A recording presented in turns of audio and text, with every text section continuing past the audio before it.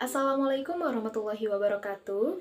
Halo semuanya, perkenalkan nama saya Dini Oktaviani dengan NIM 6670250040, Prodi Ilmu Pemerintahan, Fakultas Ilmu Sosial dan Ilmu Politik, Universitas Sultan Ageng Tirtayasa. Jadi, di sini saya akan mereview kembali mengenai definisi, ruang lingkup dan juga objek kajian sosiologi dan juga antropologi. Nah, selanjutnya kita akan membahas mengenai definisi sosiologi dan juga antropologi. Secara etimologis, istilah sosiologi ini berasal dari bahasa Latin, yaitu sosio yang berarti kawan ataupun masyarakat, dan juga logos yang berarti ilmu. Menurut para ahli seperti Emil Durkheim berpendapat bahwasannya sosiologi ini adalah suatu ilmu yang mempelajari mengenai adanya fakta-fakta sosial, yaitu fakta-fakta yang berisikan cara bertindak, cara berpikir dan juga merasakan yang mengendalikan individu itu sendiri. Dan selanjutnya, menurut Kamus Besar Bahasa Indonesia, sosiologi ini adalah suatu pengetahuan ataupun ilmu tentang sifat, tentang perilaku, dan juga perkembangan masyarakat, ilmu tentang struktur sosial, dan juga protes sosial dan perubahannya. Nah, dari beberapa definisi tersebut kita dapat simpulkan bahwasannya sosiologi ini adalah suatu ilmu yang kemudian mempelajari tentang masyarakat secara umum ataupun secara keseluruhan. Selanjutnya kita akan membahas mengenai antropologi. Nah, antropologi ini merupakan suatu bahasa yang berasal dari bahasa Yunani, yaitu anthropos yang berarti manusia dan juga logos yang berarti ilmu. Dan menurut Kamus Besar Bahasa Indonesia, antropologi ini adalah studi tentang asal-usul, bentuk fisik, adat istiadat, dan juga kepercayaan manusia. Dan secara umum, antropologi ini dapat dikatakan sebagai suatu ilmu yang mempelajari manusia secara holistik, mencakup aspek biologis, sosial, budaya, dan juga evolusinya dari masa lampau tentunya hingga masa kini. Nah, dari definisi antara sosiologi dan juga antropologi, kita dapat menemukan suatu perbedaan, bahwasannya sosiologi di sini itu menekankan pada struktur sosial, interaksi, dan juga perilaku masyarakat modern. Sedangkan antropologi ini lebih berfokus kepada kebudayaan, adat istiadat, serta adanya evolusi manusia secara komprehensif. Yaitu misalkan antropologi ini lebih berfokus kepada budaya dan juga asal-usul manusia itu tersendiri. Misalkan dari zaman manusia purba hingga zaman manusia modern seperti sekarang saat ini. Selanjutnya kita akan membahas mengenai ruang lingkup sosiologi dan juga antropologi. Berdasarkan jurnal Universitas Pahlawan pada tahun 2024, adapun ruang lingkup sosiologi itu yang pertama adanya interaksi sosial. Kita sebagai manusia itu tidak bisa hidup sendirian. Kita perlu adanya teman ataupun masyarakat. Maka dari itu adanya suatu interaksi baik secara berkomunikasi, baik secara individu maupun berkelompok, itu merupakan salah satu masuk ke dalam ruang lingkup sosiologi. Nah, di mana misalkan ketika kita berbicara kepada yang lebih tua ataupun berbicara kepada teman, itu mempunyai status yang berbeda. Istilahnya perbedaan itu tuh disebut sebagai status sosial dalam berinteraksi. Nah, adanya suatu perbedaan-perbedaan tersebutlah yang kemudian dapat kita pelajari sebagai ruang lingkup sosiologi itu sendiri. Nah, yang kedua itu mengenai struktur sosial dan juga kelompok, dimana apa sih kira-kira itu keluarga, apa sih itu komunitas, apa sih itu organisasi. Nah, itulah yang kemudian disebut sebagai struktur sosial. Misalkan kita berada di lingkungan sekolah, tidak semuanya itu kepala sekolah, karena itu akan hancur. Jadi kita tuh punya strukturnya, ada kepala sekolah, ada guru, kemudian ada murid, dan juga ada yang lainnya. Nah, yang ketiga itu adanya suatu nilai, norma, dan juga budaya. Nah, kenapa sih ada aturan yang secara tertulis maupun tidak tertulis? Misalkan di suatu kelompok A ini tuh sudah biasa, tapi kenapa di satu kelompok B ini tuh hal yang aneh gitu. Nah, Misalkan, seperti yang kita, ambil contohnya itu di Indonesia sendiri. Nah, di Indonesia sendiri, itu kita memanggil orang yang lebih tua itu menggunakan ada kata tambahan di depannya. Misalkan seperti bapak, ibu, sedangkan di, luar negeri itu biasa memanggil orang dengan sebutan nama secara langsung. Nah, inilah yang kemudian yang menjadikan suatu ruang lingkup, sosiologi yang di mana, tidak semua negara ataupun tidak semua orang itu mempunyai sifat yang berbeda-beda dan sifat yang sama. Dan yang keempat, adanya perubahan sosial. Misalkan di era teknologi seperti saat ini, itu sangat berbeda jauh dengan pada zaman dahulu. Di mana pada zaman dahulu orang-orang itu ketika ingin berbelanja, mereka pasti pergi ke pasar, terus pergi langsung menggunakan angkutan umum dan yang lain-lain. Sedangkan di era teknologi ataupun era digital seperti saat ini, itu orang-orang sudah mulai menggunakan aplikasi, misalkan memesan sesuatu lewat online dan kemudian membeli barang jarak jauh sudah mulai menggunakan aplikasi atau secara online. Nah, yang kemudian inilah yang disebut sebagai perubahan sosial. Dan adapun arus-arus globalisasi, misalkan banyak sekali produk-produk asing ataupun budaya-budaya asing yang kemudian masuk ke dalam perubahan sosial itu sendiri. Dan ini merupakan suatu catatan besar bahwasannya perubahan sosial ini tentunya dapat mempengaruhi adanya budaya-budaya luar itu masuk ke dalam, dan bagaimana caranya agar kita ini terus mempertahankan adanya budaya-budaya kita sendiri. Nah, itu merupakan salah satu PR yang kemudian harus kita terapkan di dalam kehidupan masyarakat Indonesia sendiri. Dan yang terakhir itu ada yang namanya institusi sosial, di mana kita harus memahami adanya suatu sistem seperti pendidikan, agama, dan juga hukum, ekonomi, politik, dan juga lain-lain. Nah, bagaimana sih mereka ini dapat mempengaruhi perilaku manusia secara besar-besaran. Nah, dan misalkan itu suatu sistem yang mengatur kehidupan kita ke depannya. Nah, inilah yang kemudian dapat mempengaruhi kita sebagai masyarakat ataupun sebagai makhluk sosial, dan ini masuk ke dalam ruang lingkup sosiologi itu sendiri. Nah, selanjutnya kita akan mempelajari mengenai ruang lingkup antropologi, di mana ruang lingkup antropologi itu memahami manusia secara menyeluruh. Adapun tokoh Indonesia seperti Konjaraningrat itu menjelaskan bahwasannya antropologi ini mempelajari kebudayaan manusia secara menyeluruh. Nah, yang pertama, adanya antropologi fisik dan juga biologis, di mana ini tuh berhubungan dengan asal muasalnya manusia, asal mulanya manusia, baik dari secara fisik ataupun dari penemuan-penemuan pertama manusia, kerangka-kerangka manusia dan juga lain-lain. Dan ada pun contohnya, misalkan ada muncul suatu pertanyaan, kenapa sih kulit warga negara Indonesia ini berbeda dengan kulit warga negara Eropa? Ya karena adanya suatu adaptasi lingkungan dan juga adanya faktor genetik. Dan penemuan manusia purba di Sangrai ini kemudian dapat membantu, di Sangiran ini dapat membantu kita memahami asal-usul manusia.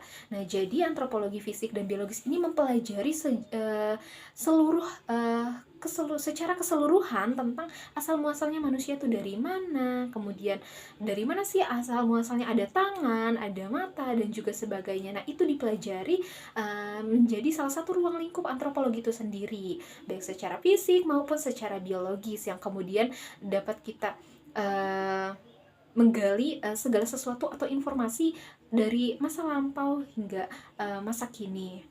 Dan yang kedua itu adanya antropologi budaya, yang kemudian antropologi budaya ini mempelajari mengenai adat istiadat, tradisi, dan juga cara hidup suatu masyarakat itu sendiri.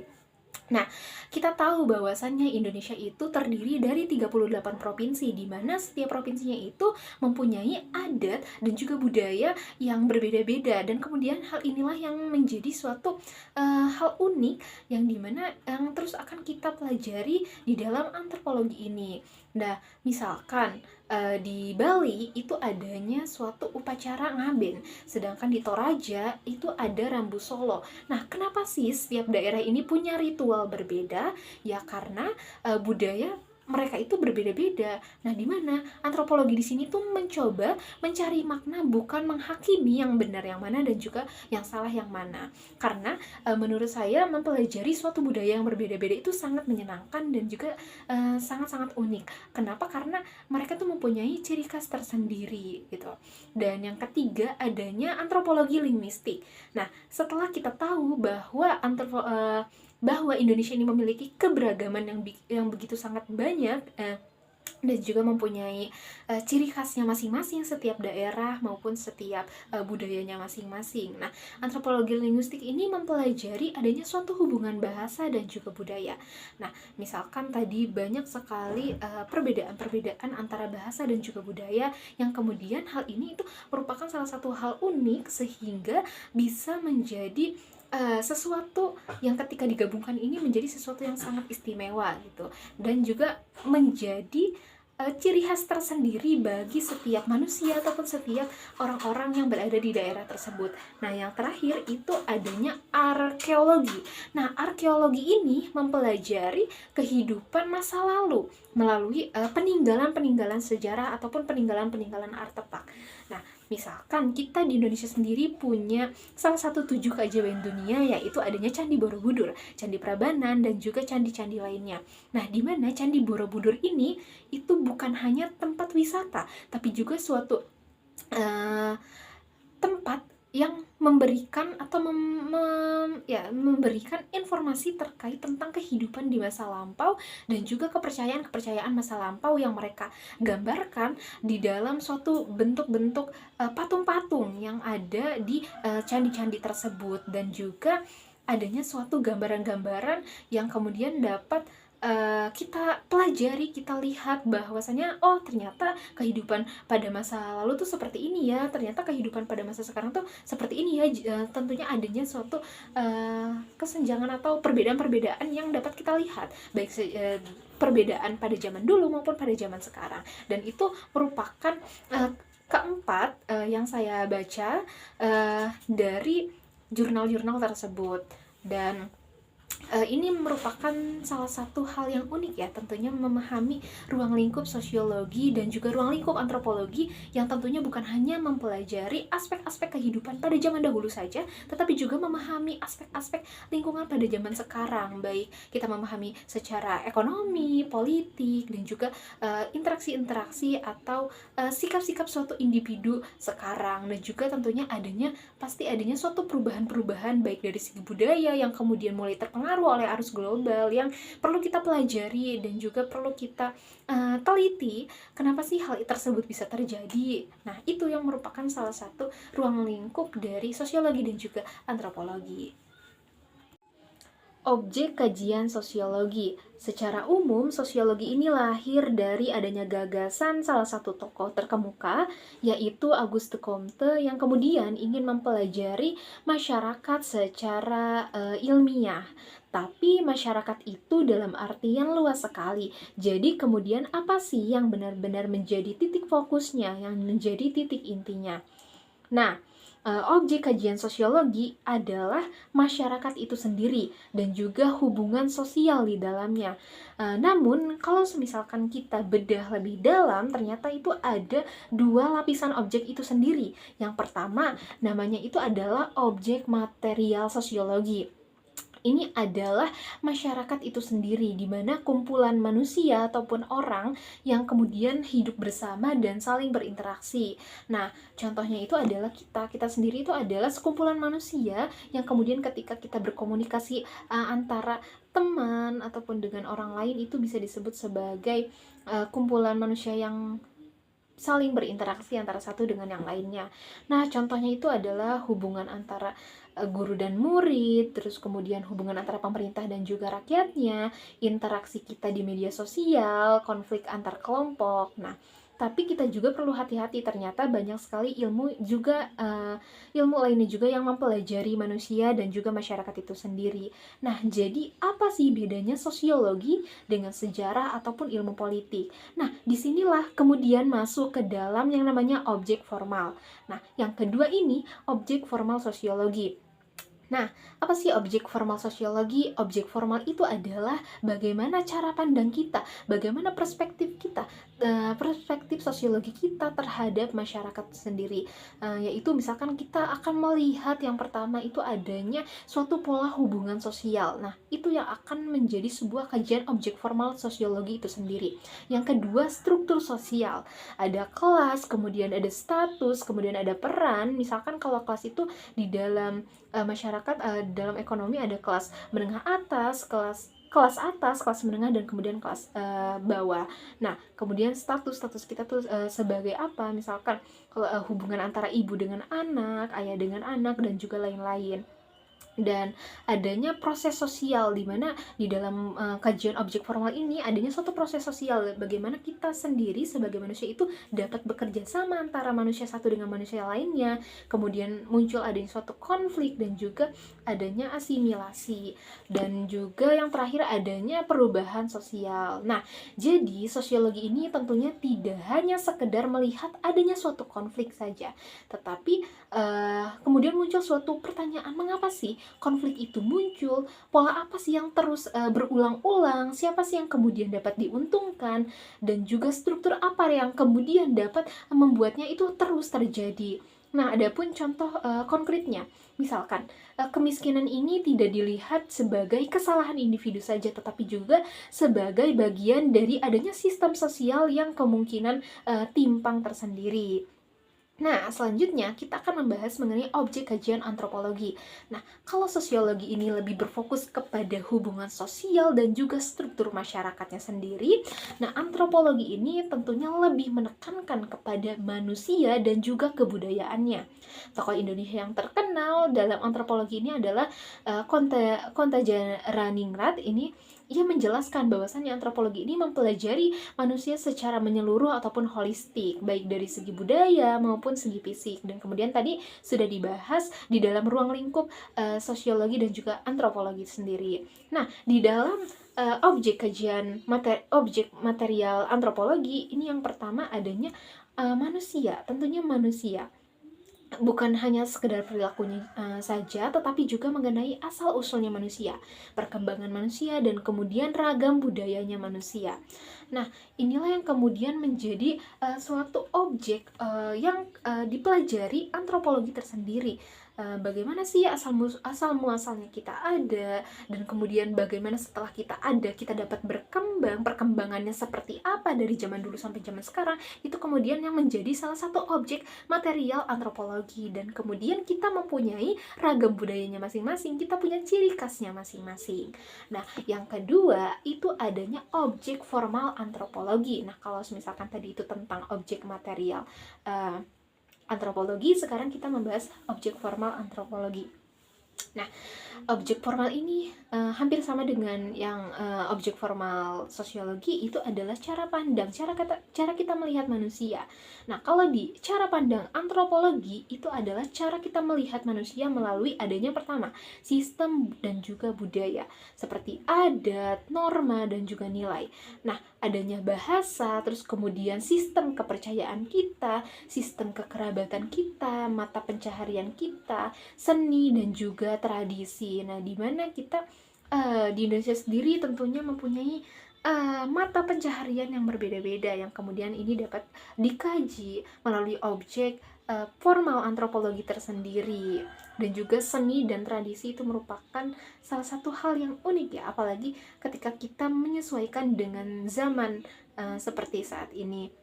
Dan kemudian ada pun contoh dari objek formal antropologi itu sendiri adalah antropologi itu tidak hanya melihat upacara adat itu sebagai salah satu acara yang sakral, acara yang seremonial saja, tetapi kemudian muncullah suatu pertanyaan-pertanyaan, apa sih makna dari sebenarnya hal tersebut untuk masyarakat, nilai apa sih yang kemudian dapat diwariskan masyarakat tersendiri, dan juga bagaimana sih itu tuh dapat membentuk identitas kelompok. Nah, itu merupakan salah satu objek-objek kajian, baik kajian sosiologi maupun antropologi yang saya tangkap dan saya pelajari.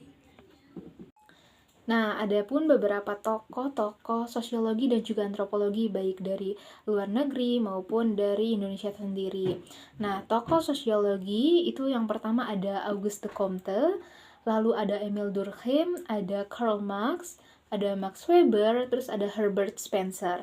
Dan adapun tokoh sosiologi Indonesia ada Selo Soemarjan, Surjono Sukanto, Arif Budiman, Ignas Kleden, sama Sajipto Raharjo. Dan adapun tokoh-tokoh antropologi yang pertama ada Bronislaw Malinowski, ada Claude Levi-Strauss, terus ada Margaret Mead, dan ada Clifford Geertz.